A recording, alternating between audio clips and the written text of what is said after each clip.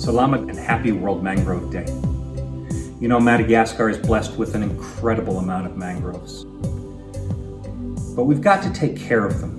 And that's why World Mangrove Day is so important, to raise awareness about all the benefits mangroves provide to us.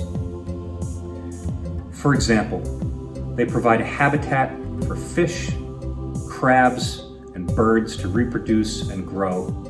And those adult fish and crabs supply Madagascar's fishing industry. They provide fuel wood and building materials for coastal communities. They protect the coastline from erosion and flooding during storms. And they help regulate the climate and protect us from global warming by storing huge amounts of carbon. Through our two main activities, Haitao and Makaji, USAID is supporting the government of Madagascar to protect and restore mangrove forests. We're helping the government develop a national mangrove strategy. We're partnering with local communities to secure their futures, including sustainably managing fisheries in mangroves and reforesting mangrove sites.